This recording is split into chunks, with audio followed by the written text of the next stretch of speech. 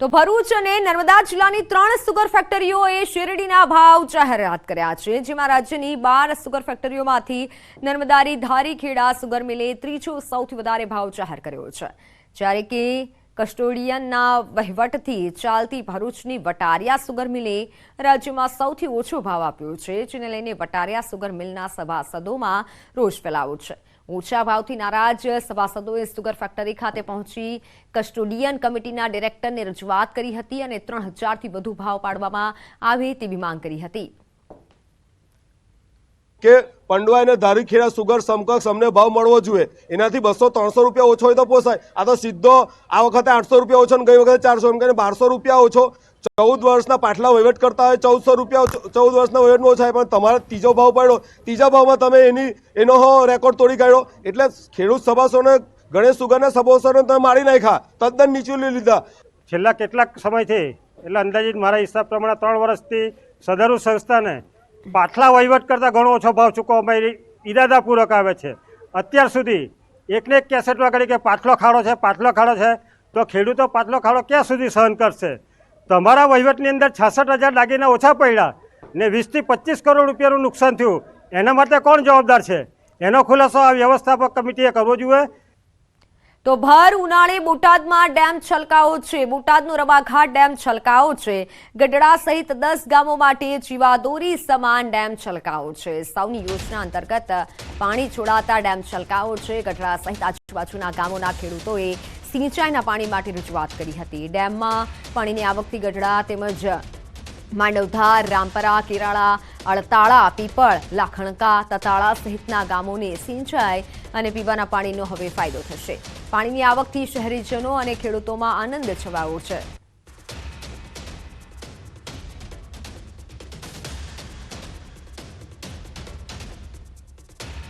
તો હાલ સમાચારોમાં બસ આટલું જ। નજર કરીએ ટોપ 3 હેડલાઇન્સ પર।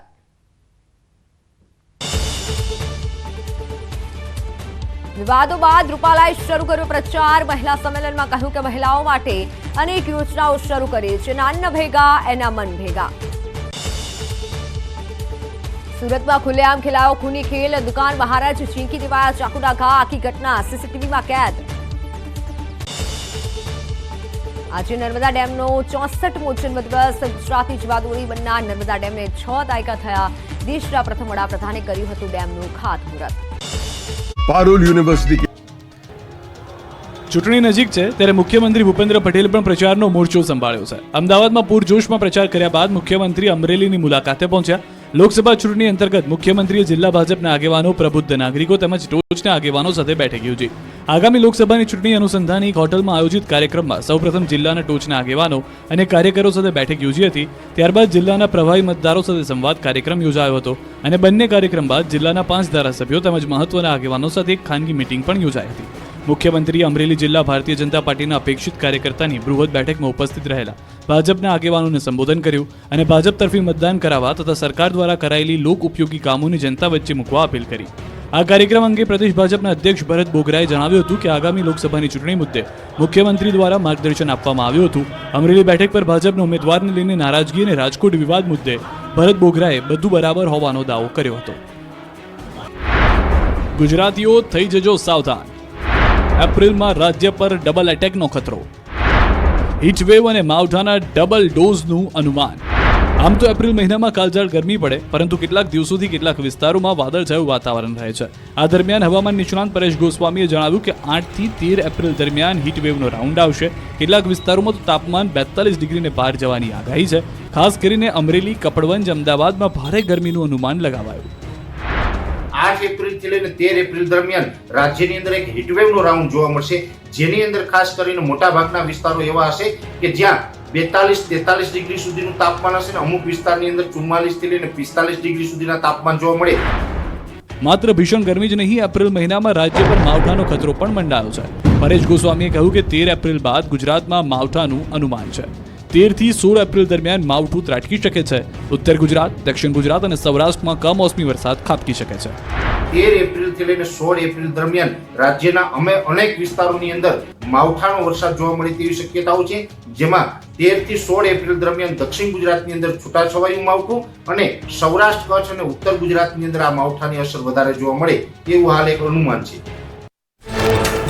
દિલ્હીથી પરત ફર્યા બાદ બોલ્યા રૂપાલા, કહ્યું અમારા સમર્થનમાં તમામ સમાજ છે, ક્ષત્રિય નેતા પણ મારી સાથે છે. મારે ફરીથી નામ લેવાની જરૂર નથી. આગમાં ઘી હોમવાનું કામ મારું નથી. મોરબીમાં રૂપાલાના સમર્થનમાં પાટીદાર સમાજ. નમસ્કાર, આપ જોઈ રહ્યા છો ગુજરાતની number 1 news channel news 18 Gujarati. આપણું ગુજરાત સાથે હું છું સિદ્ધાર્થ વાક્યા. મહત્વના સમાચારથી કરીએ શરૂઆત.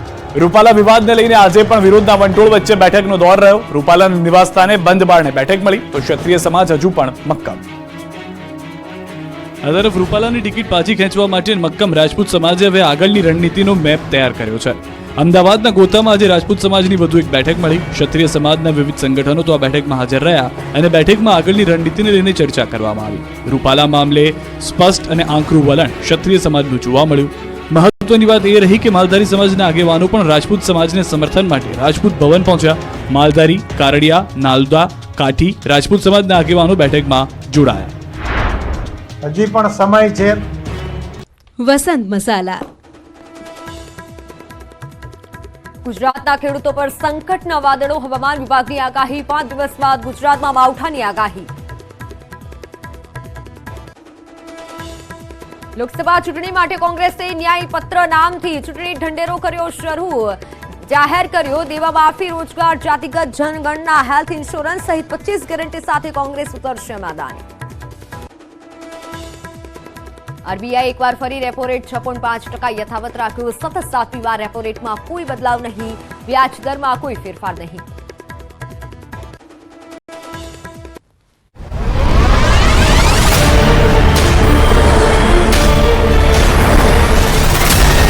નમસ્કાર, આપ જોઈ રહ્યા છો ગુજરાતની number 1 news channel news 18 Gujarati. આપણું ગુજરાત સાથે હું છું સિદ્ધાર્થ વાક્યા. મહત્વના સમાચારથી કરીએ શરૂઆત.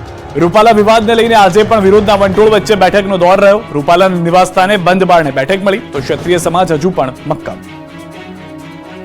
આ તરફ રૂપાલાની ટિકિટ પાછી ખેંચવા માટે મક્કમ રાજપૂત સમાજે હવે આગળની રણનીતિનો મેપ તૈયાર કર્યો છે. અમદાવાદના ગોતામાં આજે રાજપૂત સમાજની વધુ એક બેઠક મળી. ક્ષત્રિય સમાજના વિવિધ સંગઠનો તો આ બેઠકમાં હાજર રહ્યા અને બેઠકમાં આગળની રણનીતિને લઈને ચર્ચા કરવામાં આવી. રૂપાલા મામલે સ્પષ્ટ અને આંકરું વલણ ક્ષત્રિય સમાજનું જોવા મળ્યું. મહત્વની વાત એ રહી કે માલધારી સમાજના આગેવાનો પણ રાજપૂત સમાજને સમર્થન માટે રાજપૂત ભવન પહોંચ્યા. માલધારી, કારડિયા, નાલદા, કાઠી રાજપૂત સમાજના આગેવાનો બેઠકમાં જોડાયા. હજી પણ સમય છે. સરકાર અને સત્તા પક્ષને વિનંતી પણ છે કે હજી આને વાતાવરણમાં જરા પણ ચેન્જ ન થાય. આપણી પાસે જે કાંઈ સાધનો કે બળ હશે પણ એના માટેનો આ સમય નથી. બેઠકમાં માત્ર ક્ષત્રિય સમાજ જ નહીં પરંતુ અન્ય સમાજના લોકો પણ ઉપસ્થિત રહ્યા. માલધારી અને પાટીદાર સમાજના સદસ્યોએ પણ રાજપૂત સમાજનું સમર્થન કર્યું. જો સમાજની બેન દીકરીઓ માટે બોલે એ તો બહુ શરમજનક ઘટના કહેવાય અને આ ક્યારેય ચલાવી લેવાય નહીં. અને એના માટે થઈ એક પાટીદાર સમાજના સદસ્ય તરીકે હું રાજપૂત સમાજને સમર્થન આપું છું. આભાર. આ તરફ શંકરસિંહ વાઘેલાના નિવાસસ્થાને રૂપાલાના વિરોધમાં ક્ષત્રિય સમાજના અગ્રણીઓની બેઠક યોજાઈ. શંકરસિંહ વાઘેલા સહિત ક્ષત્રિય મહિલા અગ્રણી તૃપ્તિબા પણ બેઠકમાં હાજર રહ્યા. રૂપાલાની ટિકિટ રદ ન થાય તો ચૂંટણી પહેલા વિરોધ રદ કાઢવાની પણ રણનીતિ ઘડવામાં આવી. અંબાજીથી લઈને 4 સ્થળોએ નક્કી કરાશે જ્યાંથી રૂપાલા વિરોધ રદ કઢાશે. રૂપાલા વિવાદનો અંત લાવવા ભાજપ તરફથી પણ બેઠકનો ધમધમાટ રહ્યો. પુરુષોત્તમ રૂપાલાના નિવાસસ્થાને 45 મિનિટ સુધી બંધ બારણે મહત્વપૂર્ણ બેઠક યોજાઈ. બેઠકમાં વિવાદ અંગે ચર્ચા થઈ હોવાનું અનુમાન છે. બેઠકમાં ગૃહ રાજ્યમંત્રી હર્ષ સંઘવી પણ હાજર રહ્યા. આ ઉપરાંત સંગઠન મંત્રી રત્નાકરજી પણ બેઠકમાં હાજર રહ્યા. રૂપાલા સામે રોષ યથાવત. જામનગરમાં ક્ષત્રિય મહિલાઓએ બતાવ્યો પાવર. રૂપાલા સામે રોષના આ દ્રશ્યો ગુજરાતના જિલ્લે જિલ્લેથી આવી રહ્યા છે. જામનગરમાં રાજપૂત સમાજ દ્વારા પરસોત્તમ રૂપાલાનો જોરદાર વિરોધ કરાયો. જામનગરમાં ક્ષત્રિય મહિલાઓએ પરસોત્તમ રૂપાલા હાય હાયના નારા લગાવ્યા અને રૂપાલા સામે રોષ ઠાલવ્યો. રૂપાલાની ટિકિટ રદ કરવાની માંગ સાથે કલેક્ટરને આવેદનપત્ર પાઠવવામાં આવ્યું. મોટી સંખ્યામાં રાજપૂત મહિલાઓ હાજર રહી વિરોધ કરાયો. સાથે જ રૂપાલાની ટિકિટ રદ નહીં થાય તો પક્ષ વિરુદ્ધ મતદાનની અપીલ સાથે પ્રતિજ્ઞા પણ લીધી. આ મહિલાઓની રેલીનું નેતૃત્વ નયનાબા જાડેજાએ લીધું. મોટી સંખ્યામાં હાજર રહેલી મહિલાઓની એક જ માંગ હતી કે રાજકોટથી રૂપાલાની ટિકિટ રદ થાય. રૂપાલા સામે ઉગ્ર બની રહેલો વિરોધ હવે રાજ્યભરમાં ફેલાયો, ઠેર ઠેર વિરોધનો વંટોળ જોવા મળ્યો. ક્ષત્રિય સમાજ દ્વારા રૂપાલા વિરુદ્ધ સમગ્ર રાજ્યમાં વિરોધ કરવામાં આવી રહ્યો છે. મહીસાગરના વીરપુર ખાતે ક્ષત્રિય સમાજ આકરા પાણીએ જોવા મળ્યો. ક્ષત્રિય સમાજ દ્વારા મામલતદારને આવેદનપત્ર આપવામાં આવ્યું અને રૂપાલાને જ્યાં પણ ટિકિટ આપશે ત્યાં વિરોધ કરવામાં આવશે તેવું નિવેદન પણ આપવામાં આવ્યું. તો બનાસકાંઠામાં પણ રૂપાલાની મુશ્કેલીઓમાં વધારો થયો. બનાસકાંઠા દિયોદર ક્ષત્રિય સમાજના વિવિધ સંગઠનોએ મામલતદારને આવેદનપત્ર પાઠવ્યું અને ટિકિટ રદ કરવાની માંગ કરી. આ તરફ અરવલ્લીમાં પણ રૂપાલાનો વિરોધ થયો. માલપુર તાલુકા રાજપૂત સંગઠન દ્વારા રેલીનું આયોજન કરવામાં આવ્યું અને રેલીમાં રૂપાલા વિરુદ્ધ સૂત્રોચ્ચાર પણ કરવામાં આવ્યા. રૂપાલાની ટિકિટ રદ કરવા ક્ષત્રિય સમાજ મક્કમ દેખાઈ રહ્યો છે.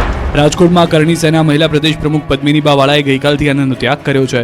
ક્ષત્રિય સમાજની વાડીમાં પદ્મિનીબા અન્ય મહિલાઓ સાથે ધરણા પર બેઠા છે. આ તરફ મહેસાણામાં પણ પરસોત્તમ રૂપાલાના વિરોધમાં ક્ષત્રિય સમાજ મેદાનમાં ઉતર્યો. રૂપાલાએ માફી માંગ્યા છતાં ક્ષત્રિય સમાજ હજુ પણ રોષમાં છે. કડીમાં રાજપૂત સમાજે કડી પ્રાંત ઓફિસરને આવેદનપત્ર આપી રોષ વ્યક્ત કર્યો. રૂપાલા વિવાદમાં હવે પોસ્ટર વોર પણ શરૂ થયો. મોરબીમાં ક્ષત્રિય આગેવાનોએ વિરોધમાં પોસ્ટર વોર શરૂ કર્યું છે. મોરબી જિલ્લાના ક્ષત્રિય સમાજ બહુમતી ધરાવતા વિવિધ ગામોના પોસ્ટર વાયરલ થયા. વઘાસિયા, લુટાવદર, ગુંગણ, સાદુરકા, મોટી વાવડી, વવાણિયા ગામમાં આવા પોસ્ટર દેખાયા. આ તરફ રાજકોટમાં ક્ષત્રિય સમાજના વકીલોએ જિલ્લા કલેક્ટરને આવેદનપત્ર આપ્યું. રૂપાલાના વિવાદિત નિવેદનને લઈને ક્ષત્રિય સમાજમાં ભારે રોષ છે. ત્યારે ક્ષત્રિય સમાજના વકીલોએ સુપ્રીમ કોર્ટ સુધી જવાની તૈયારી બતાવી. વિવાદ વચ્ચે દિલ્હીથી ગુજરાત પરત ફર્યા પરસોત્તમ રૂપાલા. આવતા જ કહ્યું તમામ સમાજ સમર્થનમાં છે. રાજ્યમાં હાલ પરસોત્તમ રૂપાલાના નિવેદન બાદનો ક્ષત્રિયોનો ગુસ્સો શમવાનું નામ નથી લેતો અને પાટીદારોએ રૂપાલાને સમર્થન કરવાની વાત કરી છે. આ ગરમાગરમી વચ્ચે પરસોત્તમ રૂપાલા દિલ્હીથી કેબિનેટ મીટિંગ પતાવીને અમદાવાદ એરપોર્ટ પર આવ્યા. વિવાદના વંટોળ અંગે તેમણે જણાવ્યું કે બધા સમાજના લોકો મારા સમર્થનમાં છે. તેઓએ કહ્યું કે દિલ્હીમાં હું કેબિનેટની મીટિંગમાં ગયો હતો. કેબિનેટ અંગેની વિગતો અમારે બ્રીફિંગ કરવાના નિયમો પ્રમાણે થતી હોય છે. આ સાથે તેમણે જણાવ્યું કે આ વિષય અમારા આગેવાનો ચલાવે છે, એટલે તે અંગેની માહિતી તેમની પાસે હોય. સંવાદ તેમની વચ્ચે થયો હોય એમાં હું ટિપ્પણી કરું તે યોગ્ય ન કહેવાય. રૂપાલાએ ક્ષત્રિય સમાજનું પણ સમર્થન હોવાનું જણાવ્યું.